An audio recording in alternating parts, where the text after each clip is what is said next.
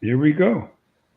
Hey everybody, David here with Red Pill News. Hope you've had a great week. I have a great guest today. Had a little bit of technical issues, but we are here with you. We have some really interesting information about the economy, about the digital currency, just really how things have been going down for a while, it has seemed. And here we have Joe Gulesserian. Did I get that right? You just told me. Perfect. Perfect. Awesome. Yeah, Unbelievable. I'm impressed. and you have such an amazing book just looking at just some of the table of contents.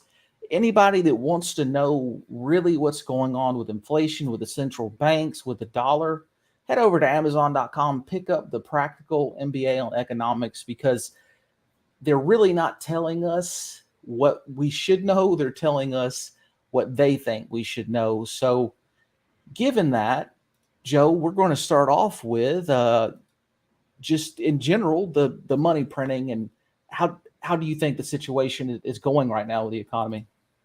Well, the real economy or the fictitious one that they talk about. But here's what happened. The medical emergency happened. The central banks printed $5 trillion. Last I checked, in the 2.5 years or so, there was a deficit of an additional $7 trillion. So now you put out $12 trillion in the economy of liquidity, right? Money printed Yeah. out of thin air. And I'm going to get a little bit academic for about 10 seconds. There was a guy called Richard Cantillon in the 1700s, and he was the guy, incidentally, who came up with the word entrepreneur. He's a French-Irish economist, and I'm not going to go deep into it, but to keep it simple, he says when more money chases the same amount of goods, you get inflation. And we do have inflation in the We have it. economy. And, we can go over, if you want to believe your 5% narrative. But that was Mm. Richard Cantillon. And uh, inflation is at the point right now and I really thought about something before I came on your show, and I've never talked to anybody about it.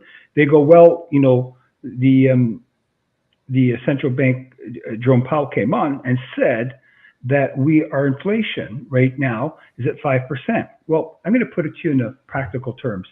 In 2021, for the year April to 22, or 20 to 21, it's about, I've added them all up. It's about 7, then you had 9, and now you have 5, okay?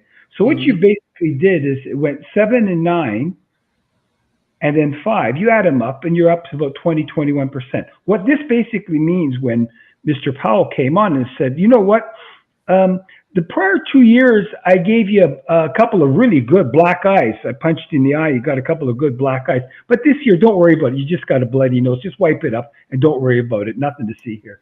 So, this was caused by the central bank and government. And you just can't, have that kind of money chasing the same amount of goods. Now, there is more complications than that. We had, and I was in my business too, we have logistics nightmares, but Mm. we also had like containers that were costing me before $4,000 or $5,000 to Oh, you bring were from shipping. Oh, China. I bet that was a nightmare. Yeah, 25, 26,000. We were bidding on containers. I was at one point where I was paying uh, $20,000, and then the ship line said, "Well, you know what? We What? changed our mind. We need another $5,000, and then we'll release your goods." So that's what basically happened, And and that's international, and that is mhm, international inflation was responsible for that. What? That's a lot. I know yes, hearing about the LA ports around that time, there were just ships circling out in the ocean that couldn't get yes, in. yes, that's true. That's true. And so that's where we were with that. I mean, I've gone through the story. I really talk about the history of inflation in my book a fair bit as well. And what happened is, so when inflation brought out its ugly head, you got to remember there's two generations, and they never felt inflation before. They go, oh, this is just going to go away in 6 months a year. But in the 1970s and 80s, and just a little bit beyond, it took 15 years to tame inflation. It really did. Yeah. That housing market, like I couldn't imagine paying 15% mortgage. Like who could afford that? Or you got to get a smaller house, I guess. Right, exactly. Yeah. And when you have inflation, and government's always there saying, well, we're going to work on the wealth inequality gap, okay? But they caused it. And I'm going to give you a classical example of this. If you have little assets, maybe in equities or in gold or in Bitcoin or a home, and inflation goes up, your assets go up as well. But if you don't have assets, and the poor don't, I'm going to give you two classical examples, or some of the working poor, or some folks just starting out. They're young, they're starting out. It's really tough. What happens is if someone's got $100 million of assets and real estate goes up 35% in 2.5 years, now they're worth $135 million. Right. It's that simple. If you got 10 million, you're worth more. And for a moment, a big problem. It's a huge problem. And that's one example. And you might have collectibles. You might have a classical guitar that one of the great bands played. It'll appreciate, but most of them are liabilities. And it's like if you keep that same minimum wage, but everything is the value is more dollars, but you don't make more dollars. Yeah, it is really bad. So you're saying when we went from the gold standard, what happened there? I know you said there's been some key moments in history. Yeah. And there's the Ponzi scheme aspect of the central bank. What happened really when we went from the gold standard? Okay. I think that's one of your main points. Yeah, and that'll take us to Bretton Woods. The only other aspect of the working poor on inflation I just wanted to discuss for a moment, and I will answer your question. It's a very deep and an excellent question, is Dollar Tree, where a lot of people go there to make their ends meet, jumped from $1 to $1.25. That's a 25% hit, right? On the people that can least afford it, right? Yeah. So what's happening is prices aren't going up. You printed fictitious money, and your value of your currency is coming down. So that's asset price inflation. Now, the gold standard is like all great currencies start out being backed by gold. And we go to 1944-45 in Bretton Woods. And that's where the gold standard was created. The GATT, which is now the WTO, World Trade Organization, was created as well. Some other institutions, including the IMF, the International Monetary Fund. I'm not going to go deep into that portion. Sure. So what happened was at the end of the Second World War, the Americans had 80% of the world's gold and approximately 50% of GDP production. It was arguably the 1950s, actually it's not very arguable, is America's golden age of phenomenal productivity. America's an incredible place. I put it in my book, and I've always thought it for years. It's a laboratory for innovation, and it's a sanctuary for opportunity when it's at its best. And that's how I look at it from the outside in. But they had the gold standard. And on the gold standard, it was quite simple. If you printed $100, you needed $40 of gold. Gold was fixed. Interesting. And it was, so that meant that it kept politicians in line. It kept largesse government in line, right? We need some of that. We need more of that. So by the late 1960s, the Europeans said, you know what, we've got all this US dollars, we have all this US currency, and we want to start cashing it in. And, the Americans go, oh, geez. And the cat got out of the bag that the Americans were printing money by 1968, 69, and the Europeans certainly felt that they were printing money without gold. So now I'm going to take you back to, I'm not going to go to Richard Nixon just yet. I've read his couple of books that he's written. I'm going to take you back to the goldsmiths, because I'll forget, right? My mind wanders, but it's all there still, I think. And the goldsmiths, in the time of the British Empire in the 1800s, if you were a merchant, let's say, David, you would turn around and you would deposit your gold with the goldsmiths. And they would turn around and give you maybe £1,000 note to say you could take this money now and you can come to Joe and buy widgets off me or shampoo off me or whatever, or earphones or Yeah. iPods and what have you. And then I would take the certificate back to the goldsmith, and what would happen is he'd exchange it for gold. That was an honest system. Sorry.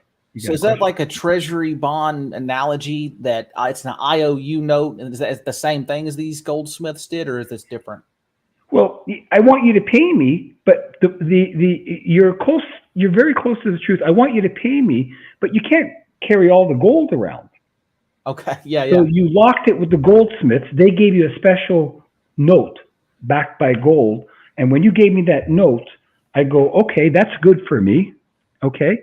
And I'll give you my merchandise. So the trade was clean. I was secure. And if I wished to have the physical gold, I would just represent this to the goldsmith. Guess what? Near I think somewhere in the late 1800s, they started cheating too. They started issuing more paper than they had gold. Wow. So going back to the US dollar, bringing up to Nixon, is if government doesn't have a gold standard, and this brings us to Nixon, they can print infinitely. And what happened is gold was $35, I believe, in 1971. Richard Nixon took the US dollar off the gold standard. And he used the excuse saying that on the gold standard, people were speculating on the US dollar. And that was a tapestry of lies. You know, it was not true.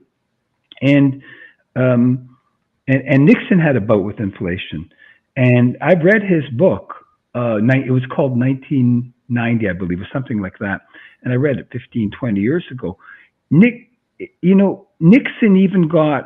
he did exactly what FDR did. He started sticking his nose in the economy. And I'll go back there with you. And FDR did it. Nixon did it. But if anyone believes we have a free market, I'll go there. We haven't had one since the First World War. I love that. Yeah, that'll be really interesting to get into. I want to see if you agree with this comment. This probably sums it up. We were based on a mythological money system anyway, so the math is all fine and dandy. But when the system is based on a hypothetical currency system, anyways, it leaves me feeling like what and why. Is that the essence, or what do you think? Well, Richard Cantillon said this. He said all money not backed is fictitious. Okay. So why do I take myself off the gold standard? Well, now I have more money to bribe you so you vote for me, right? And now I have more money for propaganda. I have more money for wars. I have more money as an abdication of good governance. I just abdicate good governance. I mean, good governance comes from, I think, Rousseau and the social contract. The social contract had a huge influence on the American Constitution, which is a phenomenal, beautiful piece of literature. It's very, very difficult to put words together like that. The founding fathers, they're mind-blowing visionaries, right? The founding fathers were all schooled in the classical philosophies, and that's right. They were very well-read people. These guys were very, very well schooled. So, in answering your question there, Nixon took the US dollar off the gold standard. But to let you know, gold started shooting up by 1980 from 71 up to $630, $640 an ounce from $35 an ounce. People had a bad feeling about this unsecured dollar, and then they rushed the gold. Is that the mindset exactly there? Okay. Yeah. So there is no gold-backed currency. Some people believe it could be backed by, if you will, it could be backed by Bitcoin, or a combination of Bitcoin and gold. Now, I'm not going to go to Bitcoin right now, but that's what happened. And as you get me into the Ponzi scheme, which I'll go into with you, there's an area where, this whole idea of spending a lot of money and governments overspending. Incidentally, as part of the Ponzi scheme, and I'll go right through it, and I'll later go to, if you allow me, where it all started.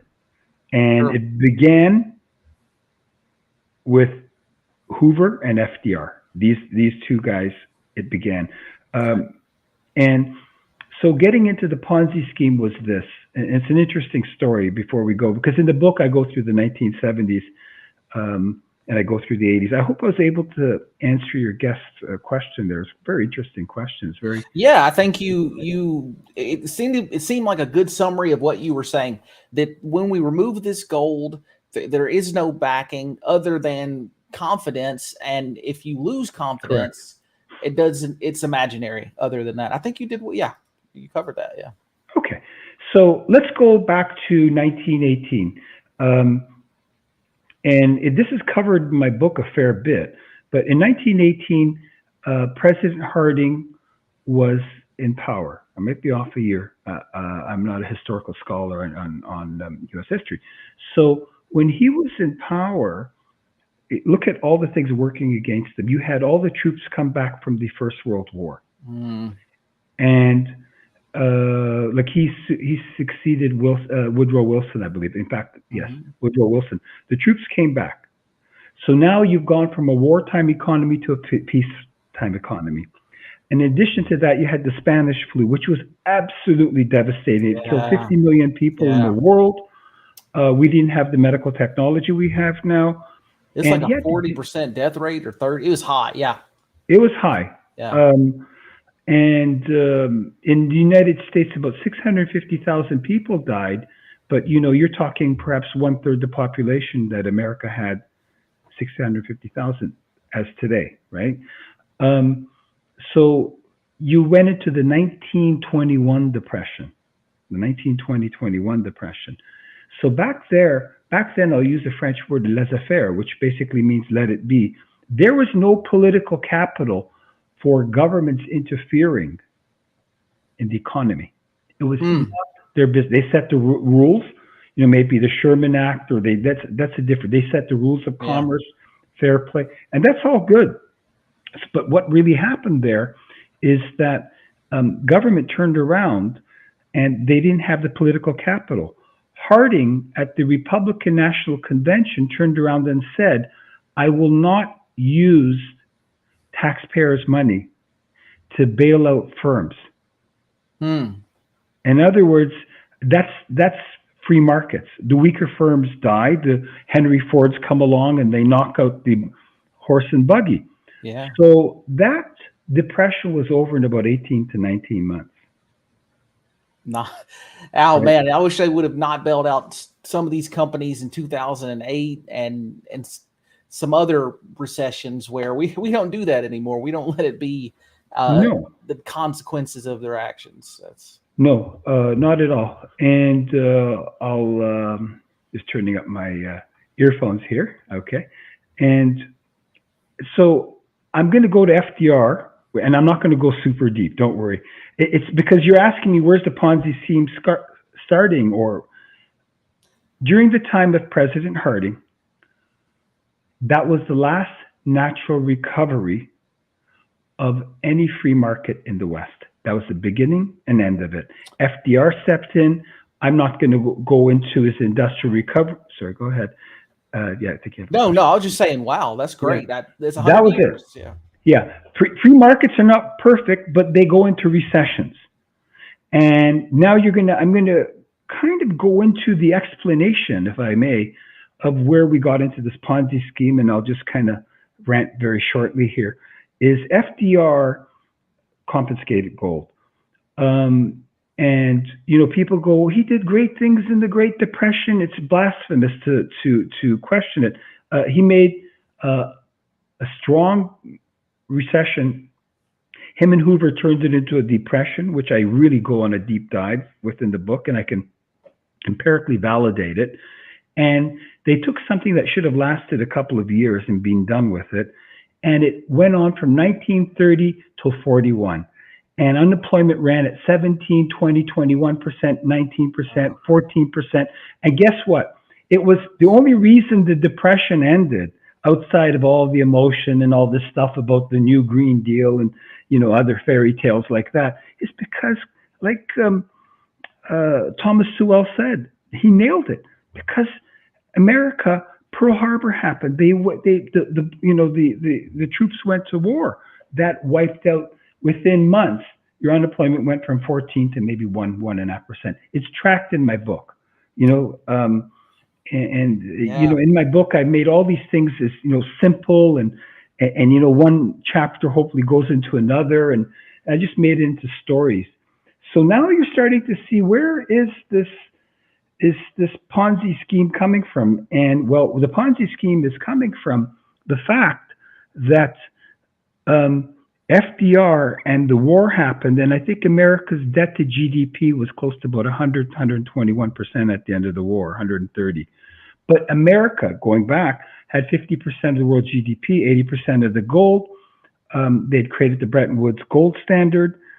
And what happened is they inflated away the $250 billion they were in the hole. That's a lot of money back then. Wow. Yeah. So they had the negotiating power, and they could have stayed honest with the currency, but they wanted to have more spend. So they started being dishonest. I couldn't imagine, you know, that you talk about the Great Depression, my grandfather's generation, they Mhm. would hoard everything, like most random stuff. But if you read stories like I have, I'm sure you've read a lot of that decade, people had nothing. That would have been such a horrible, did you say 15% unemployment?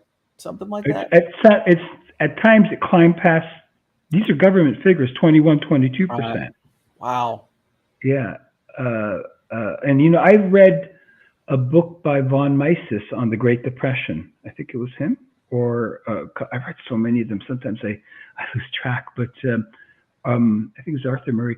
I read a book, and he really, really was incredible at it, and he dissected it. All those things happen. So when we fast forward, and I'm not going to go deeper into the Great Depression right now. There's books written on it, but I sum it up in half a chapter. It's just, you know, the style I like to write in is just like, you know, I get right down to it, right? I've read 400-page books where I look at it and I go, you know what, we could have read that book in 100 pages, you know? Could have been done by now.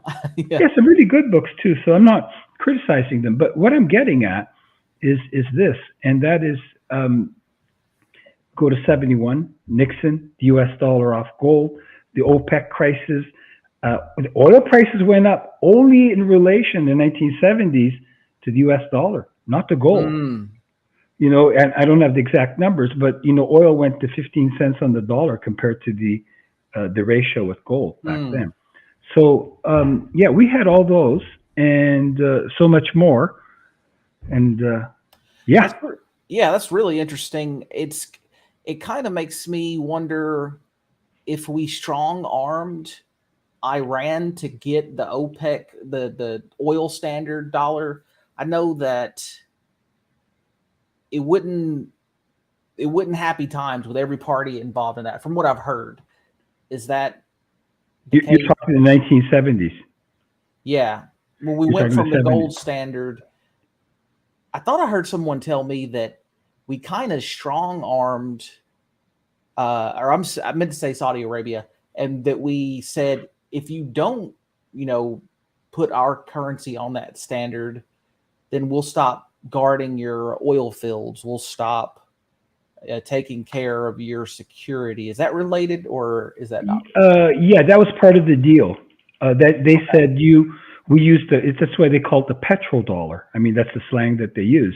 So the petrodollar, David, is basically one of the reasons, like, you know, oil went through the roof in the 40s, 50s. It was pretty high. I remember I'm old enough to remember as a kid, the OPEC crisis and the oil price. You know, they had the wars with Israel. The Arabs were fuming. So there's political ramifications to that, right? The Yom Kippur Wars and so on and so forth. So what happened is when the United States took Israel's side, the Arabs were fuming, and so they cut the oil supplies off, right?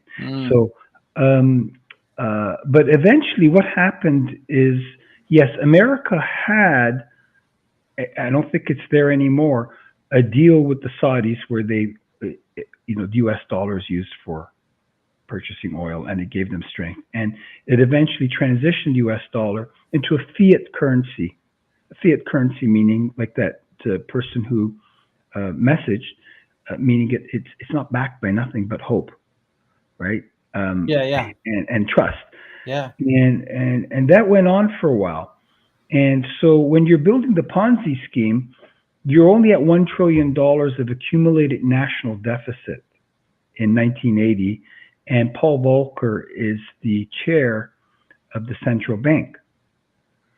And he pumped interest right up to 21%. I remember my parents had a mortgage on their house, and they had a mortgage on their house. You know, my dad was not good at this stuff. He signed up for 19%. That's Because there was tough. talk, oh yeah, man, there was talk it was going to go to 25.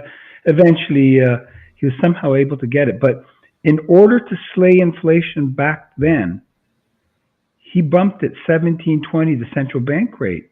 Okay, and you're going, what does all this mean? Well, if you got $1 trillion of accumulated debt and 20%, you're paying 20% on that, that's still 200 billion. You can manage that. Here's your problem. You got $34 trillion of debt. Yeah. You're going in the fiscal year in the United States starts in October. October to October. Right now, we've gone about 6 months or so. We're already 1.3 trillion. We're going to go to 2.1 trillion extra debt this year. In other words, it's an election year, and you know I have to print more money, and you Keep know people because, happy for the short term. Yeah. thank you. That's all. That's all. You know what? I'll put it to you in a funny way. Let's live for today and throw the future under the bus. That's all. Yeah. Yeah, yeah. My coworker just wrote a piece. We're looking at 51 trillion by 2033, and it's just no stopping this train. It's I No. mean, unless there was some major things that were done, the amount of entitlements, and I don't know if there's a good answer to this, but people are living longer and they're just taking out, from my understanding, way more from the social programs than they're putting in.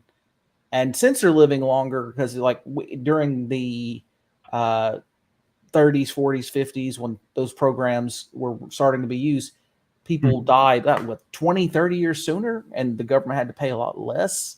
So I don't know what the answer is there, but I know it's a big portion. I don't know the exact portion, but yeah, you're right. It's a huge problem. Yeah. Well, when you build up the Ponzi scheme, what people go, yeah, but I don't care. 34 trillion dollars. What does that mean to me? I can go to the ball game. I'm still, that's what I'm interested in.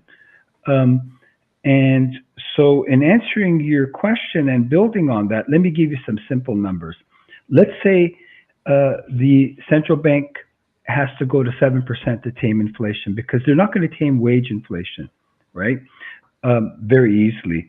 If they go to 7%, and what if they can't control what they call the bonds, the 10-year treasury? If they can't control that, and these bond rates, in other words, people say, you know what, I'm not going to buy any U.S. treasuries, or for that matter, British gilts at 7%.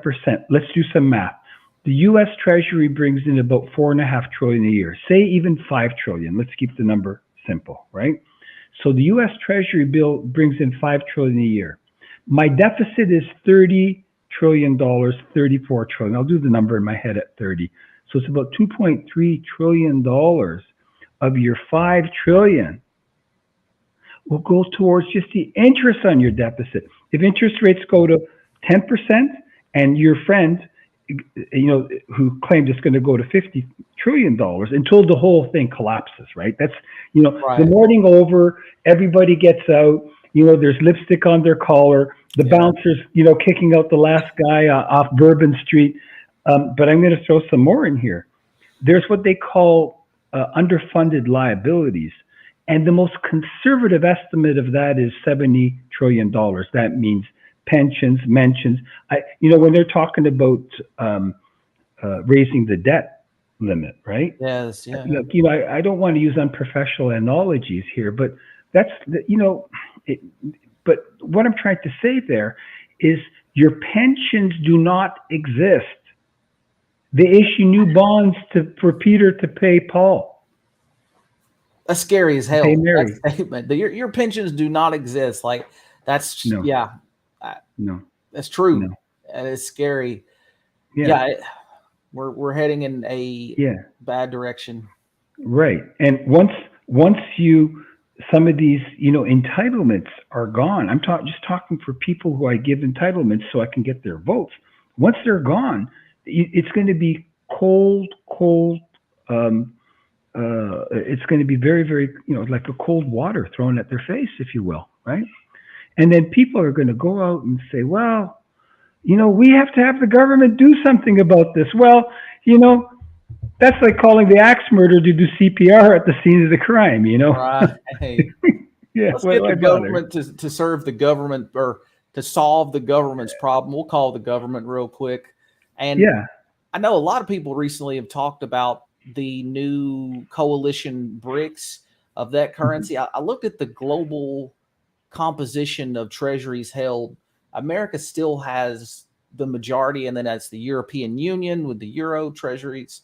But Yeah. I don't know how long it'll be. But I'm with you. It seems like it's just when will people lose the confidence, right? Like they on that bank in California, just one somebody allegedly there was a tweet, a Mhm. really big guy in tech, I can't think of his name. He said, "I'm worried about this bank." And then the next day the bank got, or there was a run and they lost their assets. So what will be that thing? Everybody sells their treasuries at once, US treasuries, and that might be something you're going to get into later, but that's just really Yeah, fascinating. you gave me a fair bit to unpack, and it's interesting. That just gets into the banking situation there. But when you're talking BRICS, in my book, I called it the new Club of Rome, right? Ah, And the US dollar is not going to go away like, oh, it's over in a year. I'm talking over 10 years, it will be competing against other currencies. Um, and what I mean by that in the Club of Rome is it's simple. Look, I might not agree with you politically, but I trust your currency. But every time you get pissed at me, David, pardon my language, you start seizing my money. You start seizing my gold. mm, And I might agree or disagree with Putin and so on and so forth. However, he turned around and Russia got stiffed for $300 billion. So when he goes to Saudi, they go, "What happened to you?" He goes, "I got $2 trillion of treasuries and or cash." And what about the Chinese? Same story. They go, "You got stiffed. Yeah. What are they going to do to us, right? If I don't toe the line." yeah, So there, and you know, what can I tell you? Um, uh, Strange bedfellows. Like, Iran and Saudi are historical. They've had friction because one is a Sunni country, the other one is Shiite Muslim country. But they've kissed and made up. And Xi Jinping, the Chinese premier, facilitated this. And then next thing you know, India and Pakistan are getting on. India and China is getting on. Why?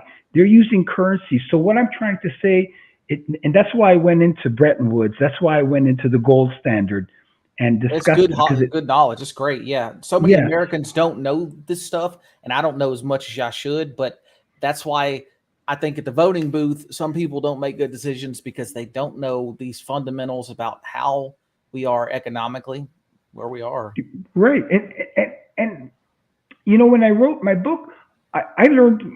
I think I learned more than any reader because I'm going deeper and deeper and deeper. I didn't Yeah, learn these things, and so what's going to happen is they're buying gold. The central banks are buying gold. China's buying gold. The Russians have they have the fifth highest level of gold, wow. amount of Okay. gold in the world. Chinese are number two. The Americans officially are number one. Can Okay. you validate that? Who knows? Yeah. Um, um, should be true, but We run our fair share of psyops and misinformation from the government. exactly, yeah. Government misinformation. Government misinformation. You tell me the Yeah. difference. Yeah. You got me going now. CNN, Soviet Pravda. CNN, Soviet Pravda. Tell me the difference. But the Right. application form that I showed you the other night. But what I'm getting at now is I think the game plan is these, you call them BRICS, I call them the Club of Rome. It doesn't matter. If they create a currency backed by gold. That's how all clean currencies and solid currencies like the US dollar and at times the British pound were backed by gold. When it's backed by gold, again, I can't stop. They're spending money like a bunch of drunken sailors at a house of ill repute, and they can't. And the Scottish philosopher Tytler said this, and he turned around and said, eventually people catch on that people will vote for the government that promises them the most largesse, right? Yeah. So, recessions happen.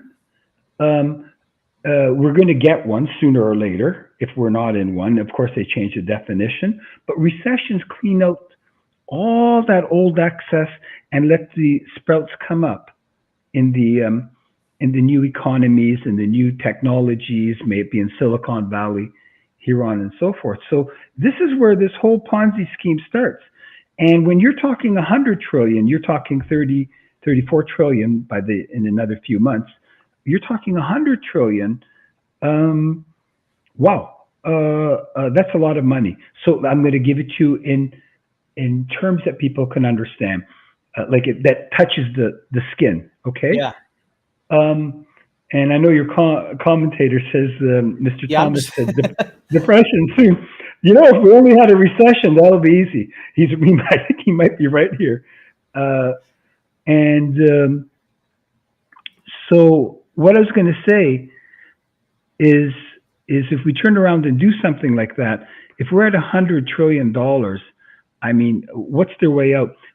At 34 trillion, that equals per American household, assuming 3.3 people live in each American household, various arrangements. That's about $280,000 of government debt per American household. That's what the $34 trillion means. But let me get myself and your listeners even more depressed. When you add on the underfunded liabilities, and when I give you a total of 100 trillion, I'm being conservative. I'm not I think I cited in my book, The Johnson Report, which was the most conservative one I could think of fiscally. At 100 trillion, you've got about $960,000 to $980,000 per American household. I'm not talking consumer debt, which is another animal altogether. Yeah. 980,000. So when it's time to vote for, I don't know, Gomer Pyle or whoever's running, or for office, locally and otherwise, ask them a question. And if I ever got in front of the Prime Minister here in Canada, sir, I want to ask you a question. And what's that? What's your cash flow plan to clean out the national accumulated deficit and get your hands out of my pockets and stop bleeding me for the fruitions of my labor and my industriousness? Spot on. That's the question. And look, you want a deficit spend, why don't we do this? Why don't we bring your salaries?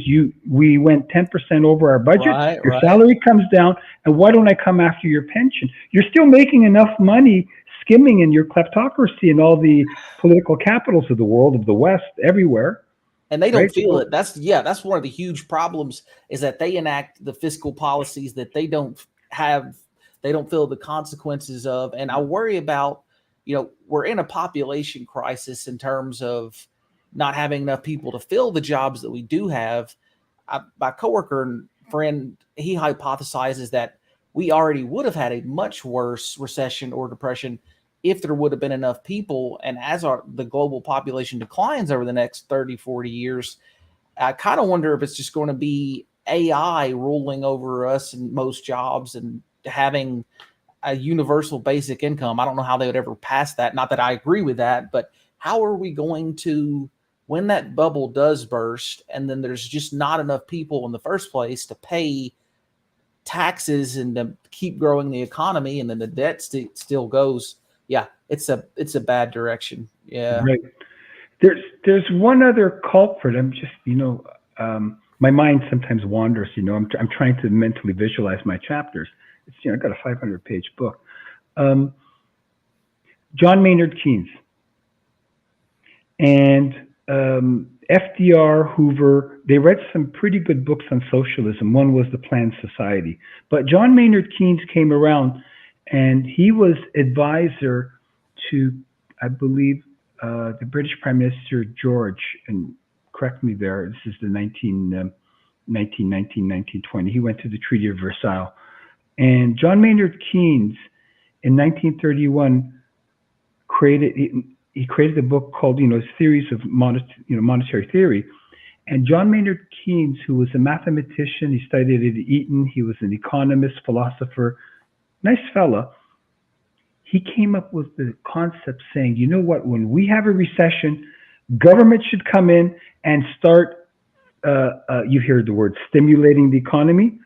So what they did is they used John Maynard Keynes throughout the 1930s and especially the 40s.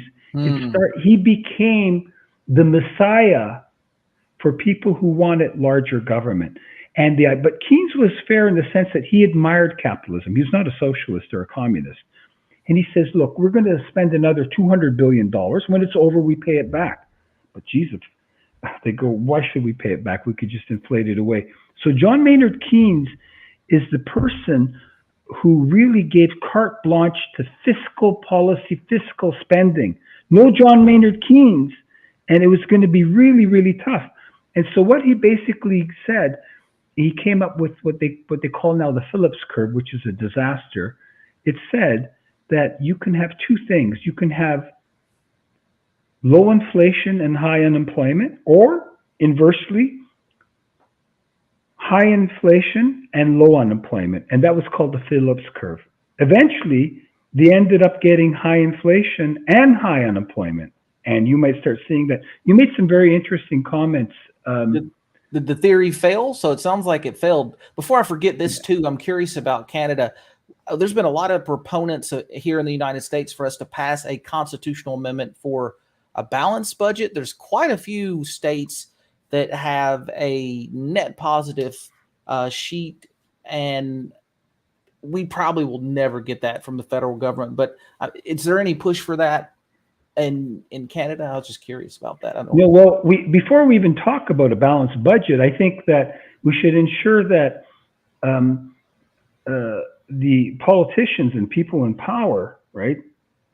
At least they've watched Sesame Street, watched Count, maybe watch like the Cookie Monster, really nice guy. Like, Count would count the cookies and, but, maybe I was not a genius in school, but, I watched Count and I counted how many cookies I had and how many I was going to get for the week until my mother cut me off. Right. It's so depressing. You got to laugh about it. And they really do need to watch Sesame Street. Yeah. They really do need to. Yeah. They're not there for you and I. They're not there. Yeah. Power's intoxicating. What did he, I don't want to depress you, but I think the Plato, who's a student, of Socrates, wrote the 5 books of the Republic, classical Greek philosophy. I've read a little bit, but I mean, there's just too much. And Plato said that democracy, which is a Greek idea, as we know it in the city-states of Athens and what have you, he says democracy is the declining symptom of what was once a great civilization. Socrates turned around and said, he was very skeptical about democracy. He was Greek, but very skeptical. He was concerned about the level of voter education. I'm not talking about school. I'm talking voter education. I'm so with you on this. Yeah, absolutely. Yeah. And people think I went to college, I'm smart. Don't ever underestimate people who don't have a formal education. They're very, very sharp, and they have these instincts, and they've built some great companies, and some of them have dropped out of school and built giants. Oh, yeah, there's so many memes of that, of someone that goes to $100,000 a year school, gets insane debt, and they get a job at Starbucks, and then they're like, oh, I'm not going to date that carpenter because they don't have a college degree. You can be educated and not intelligent, and that's the sad truth. Yeah, don't underestimate the voter. And I see that with the justice system is heading that way of mob rule. And the founders were very intentional to not make, each state is granted a Republican form of government. And Article 1, it is, yeah. I'm very skeptical. We see the president today talk about democracy, or a lot of politicians, and it has some bad side effects of having the ability to have mob rule like pure democracy. Yeah, and when I have to agree with you. A very interesting comment when we get there. So that pretty well, we didn't go into the banking crisis, but we can do that. Yeah, I've got your general points here, but you tell me how much you want to go into each one. No, that's okay. The banking crisis is basically it's a contagion. It's going to go on. I don't want to go too deep into it, but what I will tell you is, the First Republic, this one getting bailed out. Here's the problem. There's $250,000 to the FDIC, right? Is that what they call it in the United States? Federal Deposit Insurance Corporation. That's what they call it. Did you know most people outside America know more about American history than they know about their own country? I probably know more American history than Canada. I can remember a bit I took in high school. But what's happened is you got these 1% bonds that they bought. They got gazillion dollars on the books. And interest rates went up to 5%. There's a 4% spread. So if your bond was worth $100, that's built into the future value of that bond. It might be worth $89 or $90. So when you're talking a bank that's worth $1 trillion of bonds they bought, or $500 billion of bonds, they are, in all respects, bust. They're bust. So that's what you're seeing. And is that fractional lending? Sorry, is that what that's? Fractional banking, is like a portion of your money, and this is really deep, but I'll just kind of touch on it for half a minute or a minute or so. Fractional lending is the concept of, to keep it simple, you deposit $100 in the account, 5% of that has to be deposited into the central bank as security, right? Then you can lend out the other $95. So during the, governments love crisis, the central bank and the like said, no, you don't have to have any holdback. You can just spend it all you like, right? They got bad debts. There's commercial loans that are going bad. I'm talking about commercial loans on office towers, right? What we found out is what was unfathomable. A lot of us can work from home. That's scary. If you do. Yeah. There's people that really know it deeper. I don't have a super banking background. I've studied it. But once you lose your banking, a lot of these smaller banks are solid. They're rock solid, and they're creative. They're innovative. Once this contagion spreads, and when you start hearing the chairman of the central bank saying our banks are solid, well, this reminds me of Calvin Coolidge in April of 1929 when he turned around and said the U.S. stock market's undervalued and it's solid. Well. And then in October, so much for that one.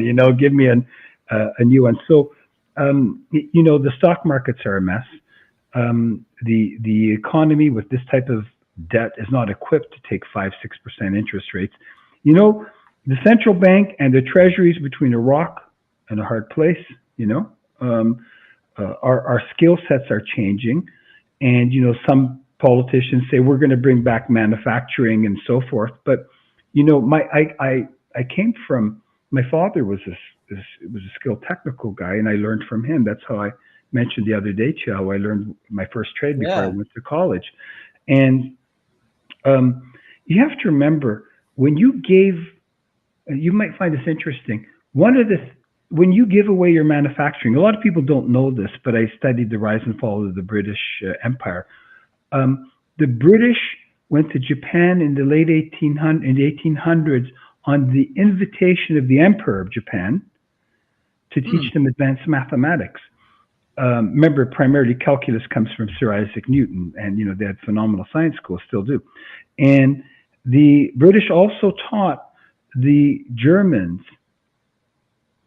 engineering as they know it. Like, I'm not taking nothing away from the Germans. I'm just saying they taught formal engineering. They still teach it in their schools. They said we can do away with all this manufacturing and stuff. Once you lose your manufacturing, you start losing your inventiveness.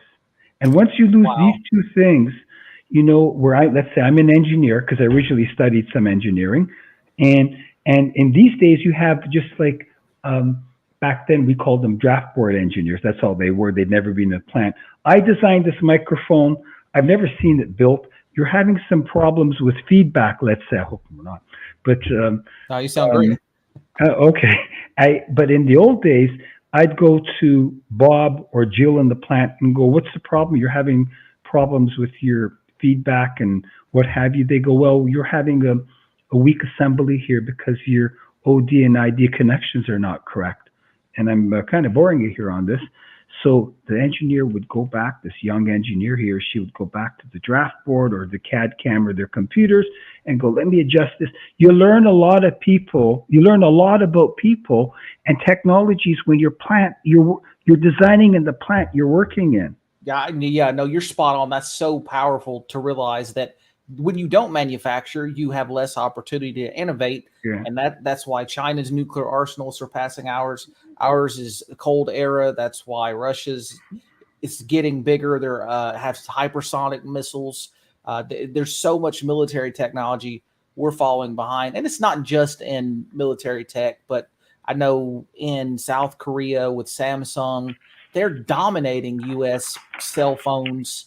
Apple's competing, but that's true. And you've also got the Uyghur Muslim slave labor where they can just pay people nothing and they can, undercut us all day. But I totally believe that we got to the moon because we figured out how to build the stuff to do it. And now we're telling everybody else to do it so we can have cheaper items or better relations maybe, but at the cost of what? Like our society, the average, I've seen videos, and this could be, taken out of context, but I don't think so. I think there's a lot of Gen Z, they don't know, they're asked like what continent is the United States on? Stuff like that. That's crazy. Wow. Well, and in submarine manufacturing, it's, the concept of going up the learning curve, right?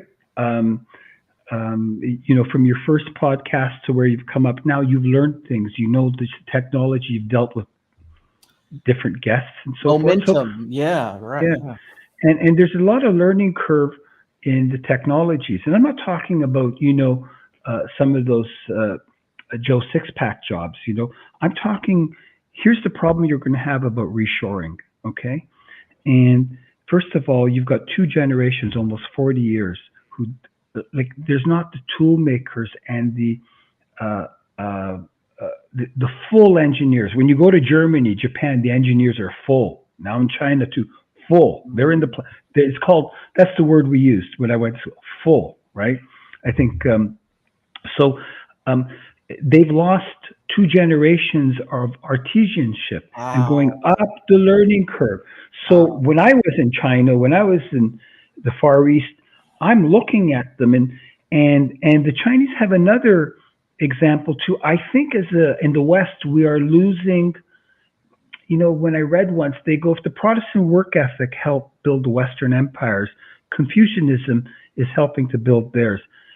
We are losing our cultural and as a civilization, our discipline. And they are a more disciplined society than we are. It doesn't mean we can't think different, but we need to have like a commonality, right?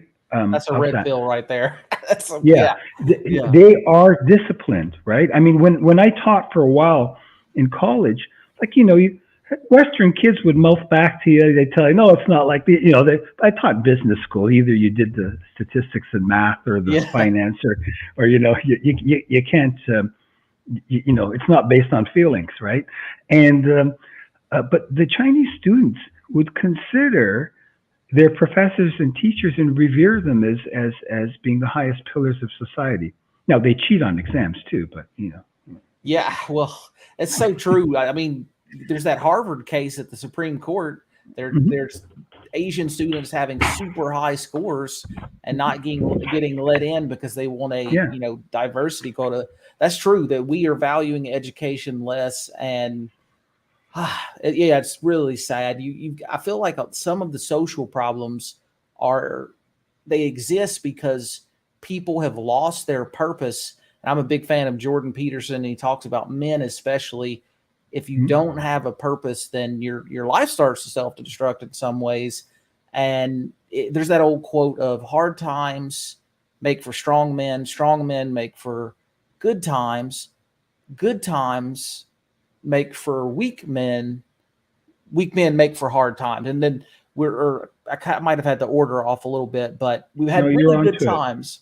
We've had really good, easy times because the people before us have made so much innovation and allowed a good standard of living. And now we're just, all I have to do is, eat cereal today and watch my favorite rerun. Like, okay, then now we're weak and we can't have a manufacturing economy or innovation. Yeah. It's well, sometime I'll send you over Titler. It's just too much to go into in the time slot we have. Yeah. But I mean, we went a fair bit of inflation into history. But when the meritocracy is thrown under the bus, societies and civilizations decline, right? I mean, so if you have to have a merit-based system, because if you had an emergency particular situation, you're in the hospital, you want to make sure that the physician and the surgeon, that he or she is competent in what they're doing, right? Same with engineering a bridge and so on and so forth. But I'm not going to go down there because you and I could talk for like days. Yeah. But the Cabalitocracy, all right, that's the one. I don't know. Where do you want to go now? You go ahead. Well, let's see. I didn't know if now was the time to show this application. Let's see. Oh, yes. We're living in a cabal. Yeah. And if you can't join them, if you can't beat them, we got to join them. But you got to be qualified to get into the cabal, right? Yeah. You want me to explain who the Cabalitocracy is? Yeah. Up to you. Okay. Well, the Cabalitocracy is, and I'll wind out here for a few minutes, and then when you show the application, it will make sense, right? But if you're going to join the Cabalitocracy, you must have a compulsive lying disorder, right? I mean, some of the things. I don't want to give away the formulation, right? But once these apps are sent to us, we send them to members of the cabal, and they're equal opportunity employers, right? And they give everybody a fair chance as long as you can meet their qualifications. But the Cabalitocracy has a history.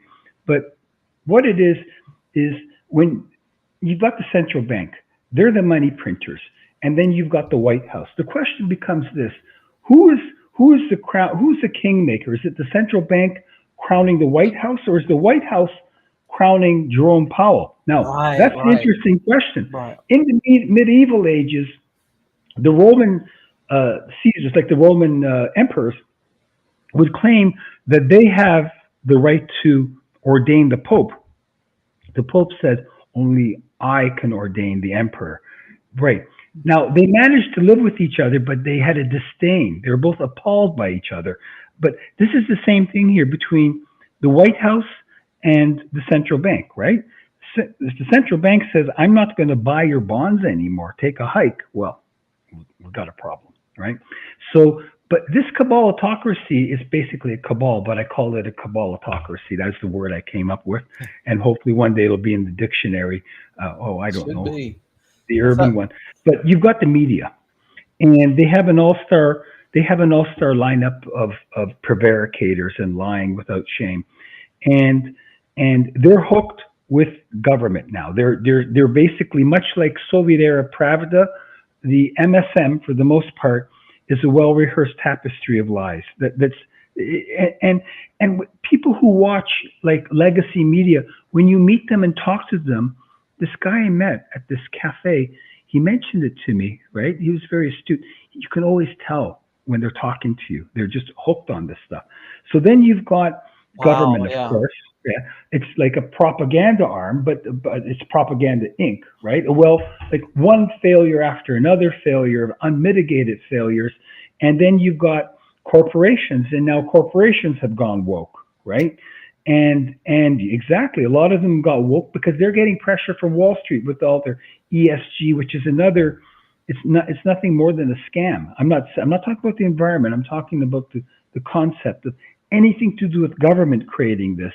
So there's other members, of course. You've got the plebeians, and that's, they're just cheering and going, wow, my presidential or prime ministerial candidate won, and I'm jumping up and down, and the plebeians, you give them handouts, you get them to believe in democracy, but I've got such a nice propaganda network that yes, I'll let you vote, but I'll fix the narrative and you'll vote for who I want you to vote for. I can spend 4, 5, 6, 10, $25 billion. You know more about politics than I do. Then you've got Wall Street, easy money for stock evaluations that are nosebleeds, right? The S&P and especially the NASDAQ is way, way overpriced. I get into that in my book. Then you've got the Silicon Valley division of the cabal. I mean, it's not just one, and Silicon Valley, after providing much of the technology for the social credit system in China, you got to watch what you say on different platforms. You saw what happened during the medical emergency. Yeah. And it's all a coercion. Like they're working together as a team as fast as they can. Yeah. Yes.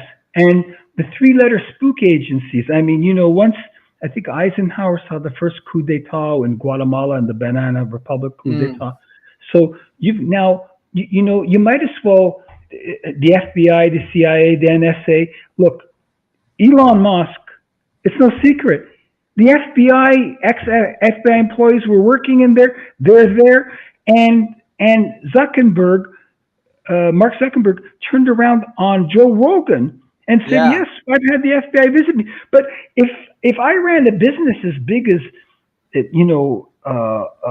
Facebook or some of the other places, I tell the FBI, listen, you're going to come by all the time. We'll open up a nice little Starbucks for you. I'll get you a nice laptop. You can tap away for a bit. And so, these organizations are not there for the greater good. And they're working for the ruling party, and they're censoring. Then you've got academia. First of all, people go, I'm really pissed off at my left-wing professor, and all I teach is, and for academia, by the time you get your, hard drive reformatted in a $125,000 bill, because the government gives you student loans on a lot of, Gumby courses, okay? They're just a lot of Gumby courses, right? Yeah. And I'm not knocking it up, but, I do like the history and philosophies and all that stuff, and, I like all of them, right? But it's not the professors, they only hire left-wing professors because wherever the endowment funds come, if I'm giving endowment funds and, you sing my song.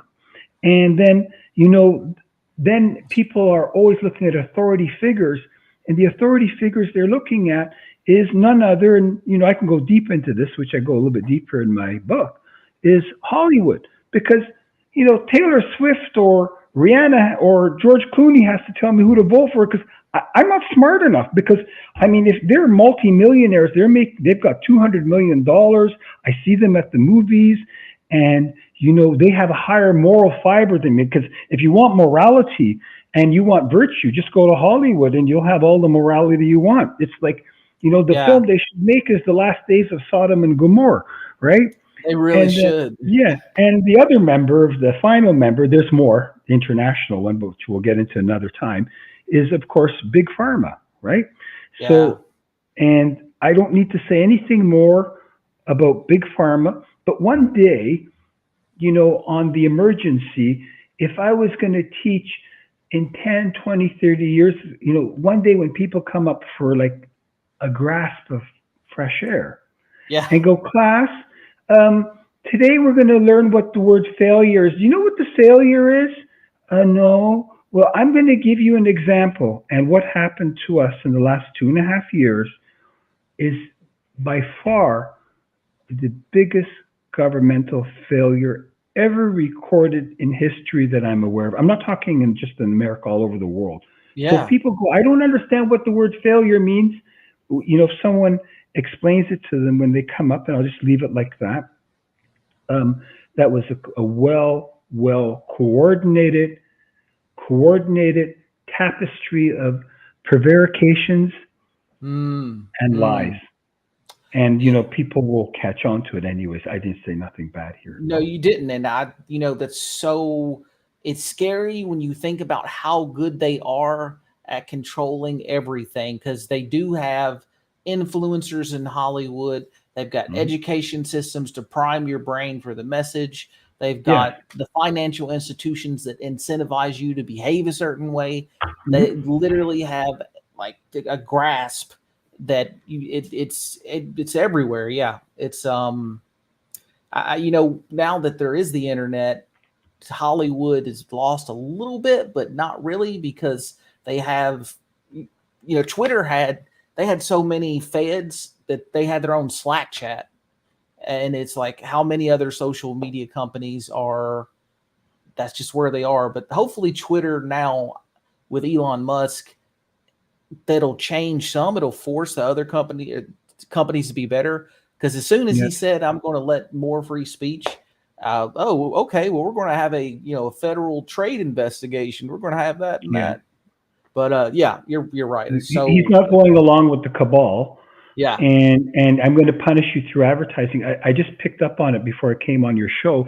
They just hired a new person to handle Twitter, and she's incredible. She's probably the top person for hustling advertising on Fifth Avenue, Madison Avenue, pardon, not Fifth, Madison Avenue. Wow, And I forgot her name, but she's very, very competent, and wow, she's quite seasoned. She knows what she's doing. But the concept of the Kabbalatocracy, later I read and read, and I go through rabbit holes. But you might find this story interesting because it goes down to the First World War, and basically this was the time of World War One, Woodrow Wilson, and what happened is they wanted, the culture of America was isolationism.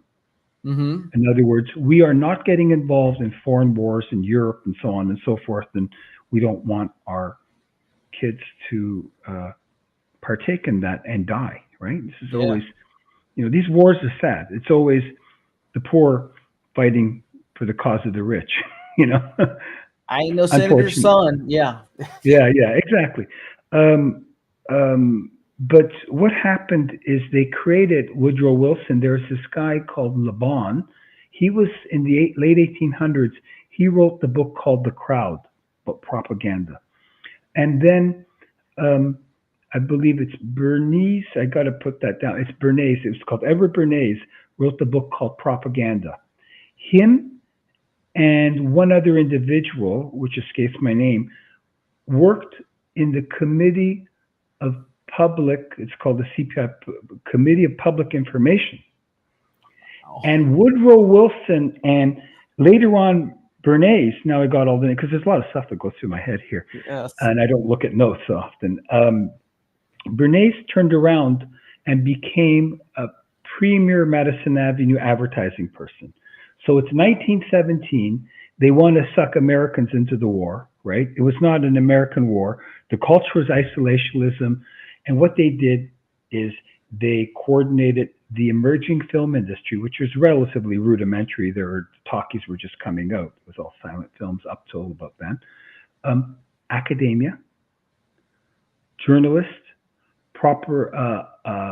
prominent business people, general pillars of society. Back then, you don't have the internet. So what they did is they had the 4 Minute Men. And the 4 Minute Men, and this is an interesting story, um, they turned around and they would go in their communities. If I was an upstanding citizen, I would create a case, okay, saying that we have to go to the war. We're fighting for freedom. We're fighting for, it was a terrible, terrible war, the First World War. It was a meat grinder, pardon my language. And so we were, they wanted to bring them in. And eventually, um, if they created conscription in the United States, and when they created that, and if you were not for the war, you were actually, the Minutemen said, "Come to me, and we'll prosecute these people in Washington if not." Yeah. And so they had a couple of things here, and I'm just gonna try to remember them, but they came up and they created in 1917 the Espionage Act, and in 1918 the Sedition Act. So in other words, I'm going to put you in the tank. This is the song you sing. This is, we've written your Lennon and McCartney here. This is the tune. You play it, and so now the Kabbalatocracy. I mean, it was not like it is now. It was just, but you saw how they brought that together. I don't Yeah. think people like Henry Ford would have gone along with it. He stuck his finger basically at FDR because it's in my book. He basically told him, forget about your price fixing. But that's the idea of the Kabbalatocracy. So I've given up trying to change the world, nobody noticed. So I've instead created an application for the Kabbalatocracy.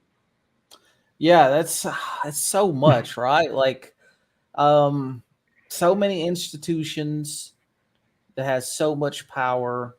But so when you say the central bank, and I got a couple questions, Mhm. are you talking about a European central bank or the Federal Reserve? That's question one.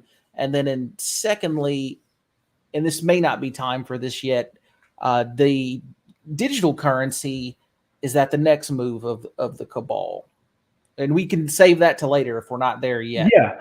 The central bank is, the U.S. central bank, Federal Reserve, is the strongest in the world. Okay. It's the reserve currency of the world. Still, I don't have the number, but it's still 62% of transactions happen in U.S. currency in this world. So if I'm the guy printing the money, right? I'm printing the money here. So I make the money. I print it. What more power do I need? Yeah. I'm the Don. I'm the man, right? Like if I was the guy who could print money like that, so they can print and print, until the Ponzi scheme is over. In fact, Madoff, was that the right guy? Was it Madoff? The Bernie Madoff, and Yeah. Sam Bankman-Fried. Yeah. Yes, they are nothing more than proteges of the U.S. Treasury and central bank because their Yeah.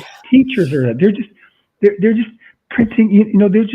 They're just little wide-eyed students compared to these guys. These guys print without shame. No one is asking Powell, saying that you don't have GDP productivity or anything to support your printing. We're not creating new technologies where we're employing people in high-tech plants with industrial robots and so forth, because I'll see a lot of that in the future. When I was a kid and I was taking some engineering courses and trained, I thought I was going to go that route. I didn't. I was not very good at it. But we had ticker tapes and we were programming industrial robots. They were just manufacturing robots at the time. They were relatively primitive. But the United States and the West, they've got phenomenal education systems, and if you're doing coding and schmoding and all that kind of stuff there in technology, that's where I would be. If I could repair AI equipment, if I could repair industrial robots, which have dropped in price, if I could set them up, I could set up a line of 100 robots. That's what I'd send little Johnny to go to school for, right? Yeah. It's the human jobs. I feel like in Michigan and we call the Rust Belt and the U.S., those economies are just devastated. It's drugs, it's decrepit buildings, it's unemployment, divorce because of the substance abuse. It's terrible. Yeah, it is. And I've seen it in towns in Canada. And what happened is the Zeiping is really pissed at the Americans.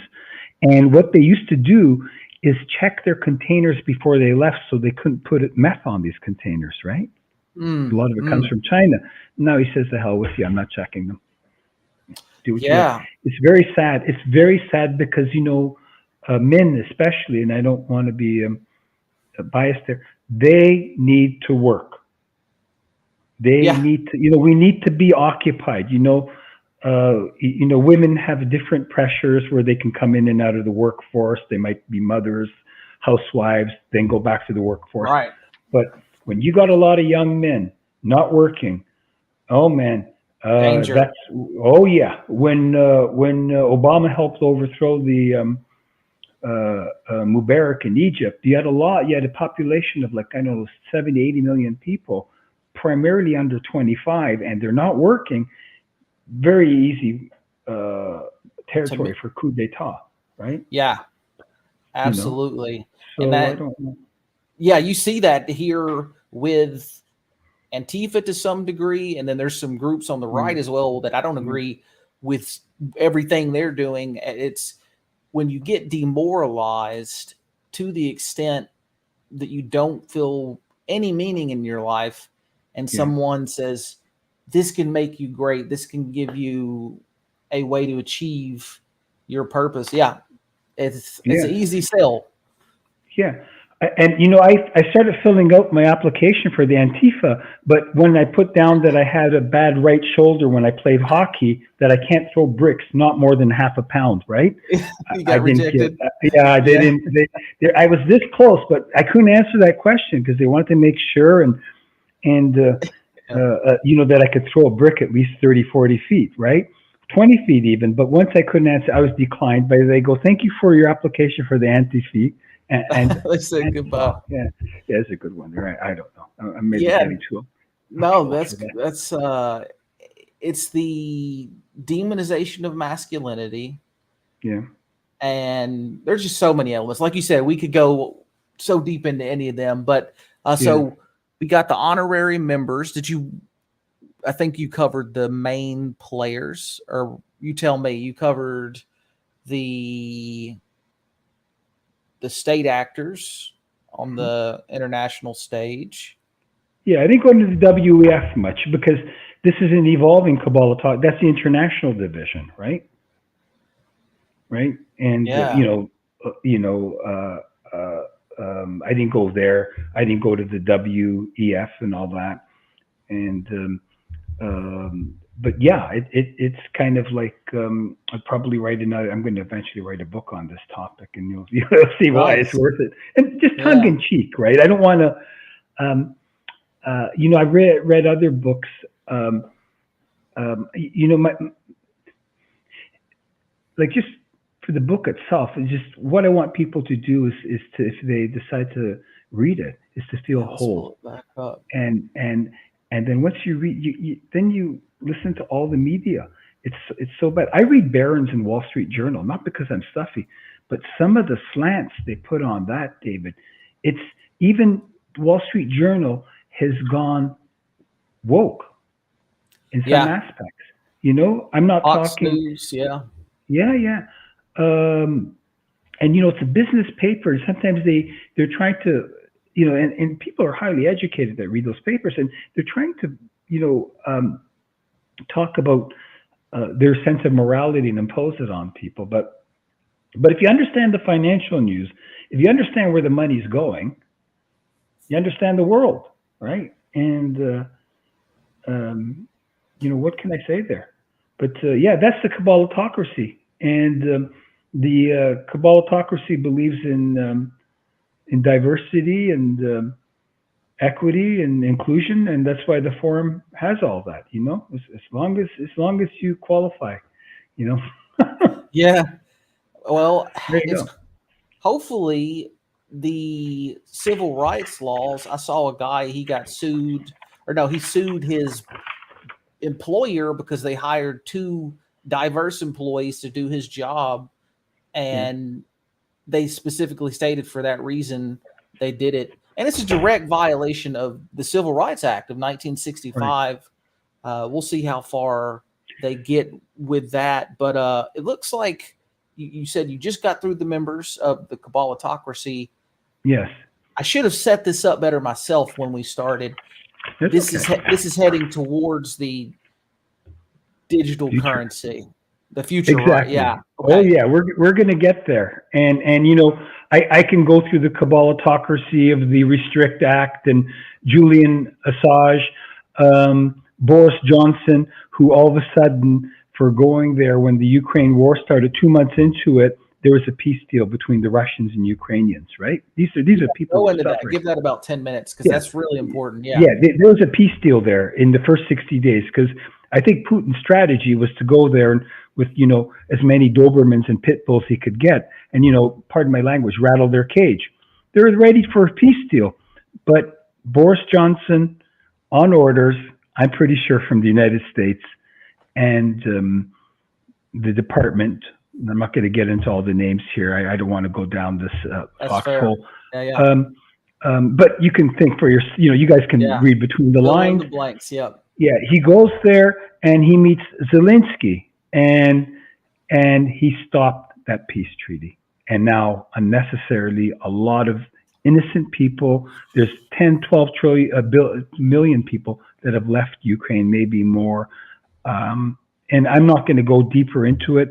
I think the war should have never started. It was very, very avoidable. You got to understand other people's perspectives and positions they take on things, right? So, it's all part of the cabal. He got $5 million in speaking fees in the United States for the nice favor he did, right? He went for Boris? There. Boris did? Yeah. Oh, I've read his book. He's incredibly articulate. He wrote a book in 2015. I'm doing the math right. Yeah, I think I am. Of the 50th year death of Sir Winston Churchill, former, and it was very articulate. He doesn't speak like that.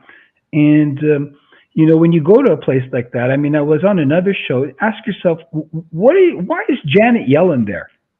Yeah. To get some deals in Kiev on Kolbasa so she can bring it back to the family? Why is she there? I don't know. Like, I'm just trying to figure out, what is your head of your treasury, your treasury secretary, what is she doing there? What the hell are they? Yeah.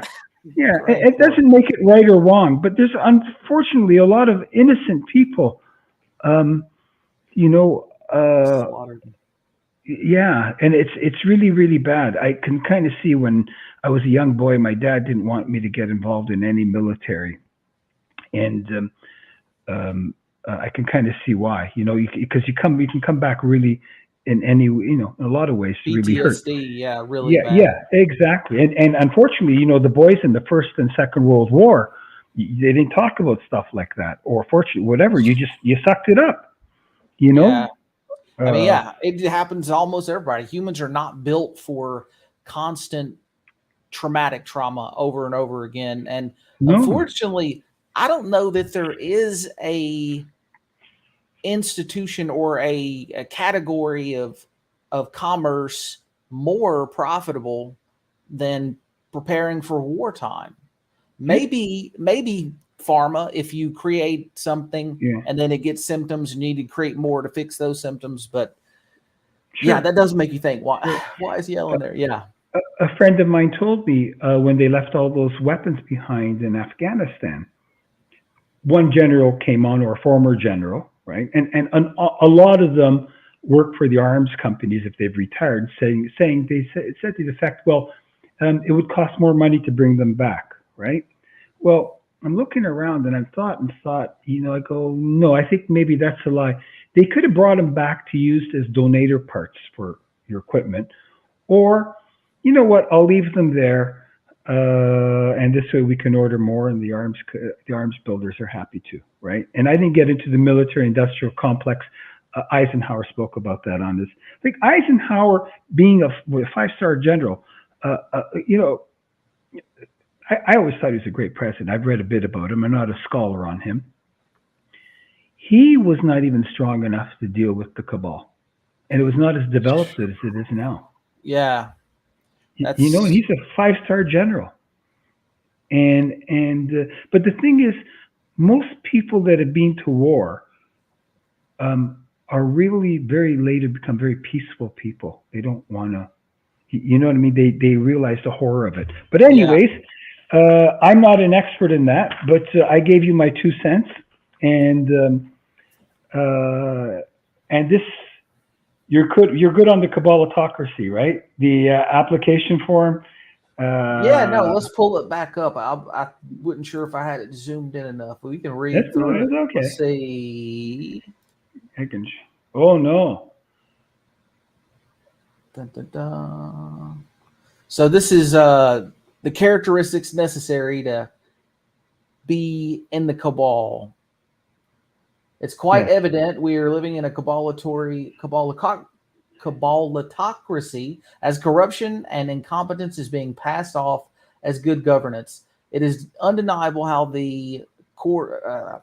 I will need to drink some water. Coercion between government, media, Silicon Valley, big pharma, and high priests of Hollywood, academia, bankrupt treasury, and a host of prevaricating actors perform a well-rehearsed and coordinated tapestry of lies. In the name of inclusion, inversion, equity, and diversity, we give all the opportunity to partake in the democratization of the kleptocracy, so we may all share in the pillage and booty, just like the last 2 centuries of the Roman Empire.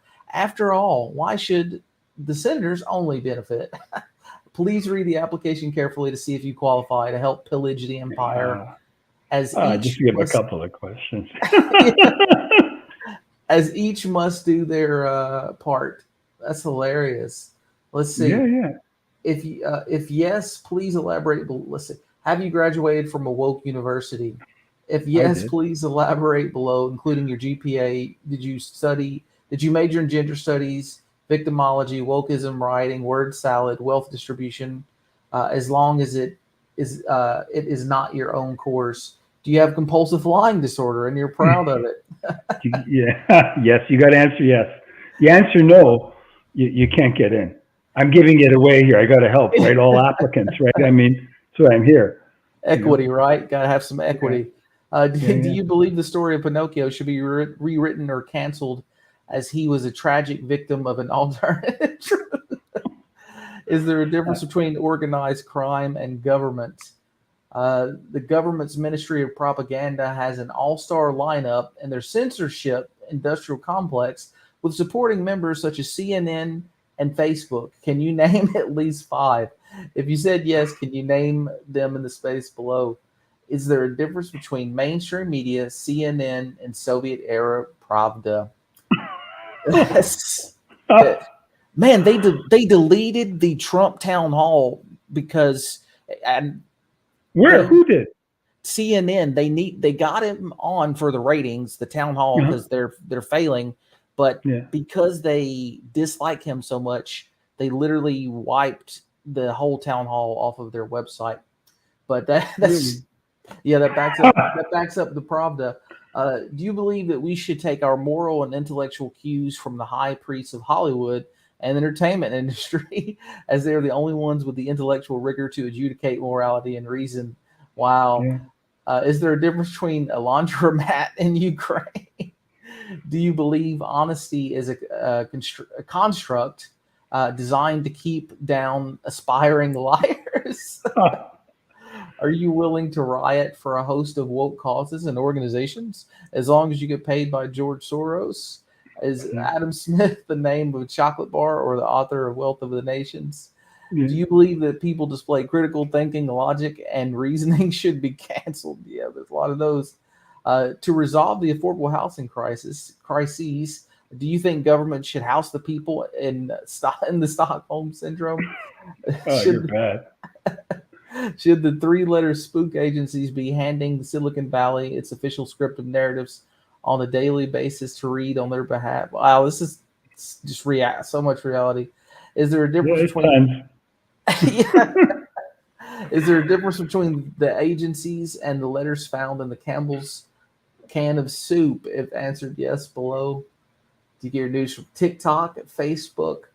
Outside of Das Kapital, Rules for Radicals, A Planned Society, have you read 5 books in the last 18 years?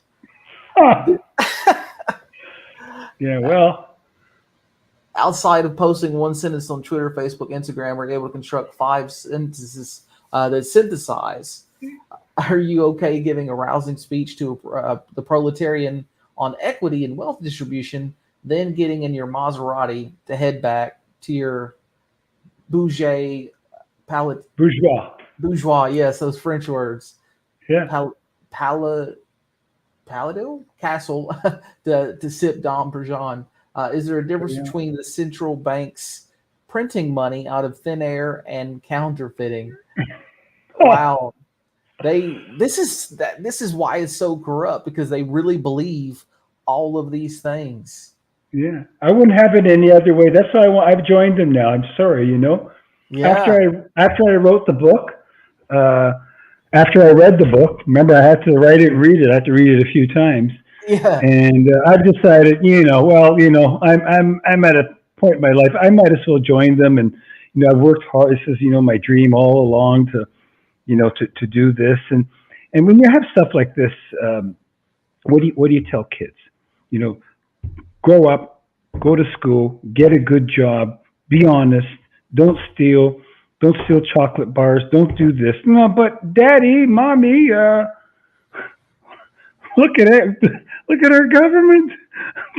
They're doing it. Where do we look? In institutions. Now, you need to Yeah. know about the future of tomorrow. When I put the book together, I said, you know what? I was getting out of gas. Chapter 17 came, and I went through the book, and I said, okay, let me write about the future of tomorrow. And I don't know, and I'm not Nostradamus, right? He was that great. He used to predict the future. That European guy. I don't know what part of Europe he was in. Sorry, you're going to ask me something. I don't know. No, no, I was thinking, yeah, no, I'm listening. Well, we're going to go through the future tomorrow. You want to go through the future tomorrow? Yeah, let's do it. Let's And that's it there. Okay. The future of tomorrow is this.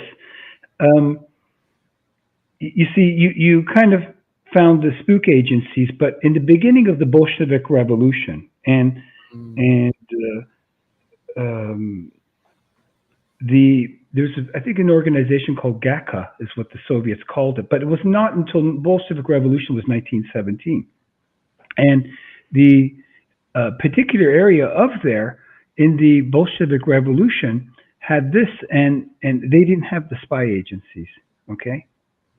And when I go to hmm. 1941, 47, 48, they We had to wait, develop them. we sorry, we didn't, or the Russia didn't. The Russians did, the Okay, Soviets gotcha, didn't have it. gotcha.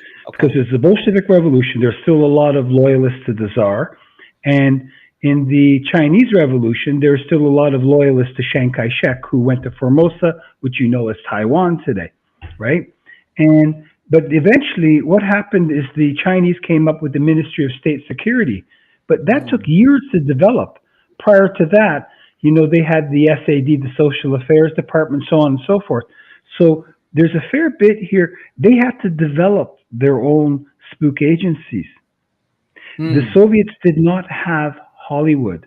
They did not have their academic institutions. They had great writers in music, and of course, they have a great history and culture and stuff like that. The Chinese did not have Hollywood. They did not have a central bank. The Soviets did not have a central bank. They didn't have all these great Western institutions, Oxford, London School of Economics, uh, um, Harvard, Yale, all these places, MIT, so on and so forth. They didn't have all these things. They didn't have, in other words, um, a treasury. They had this.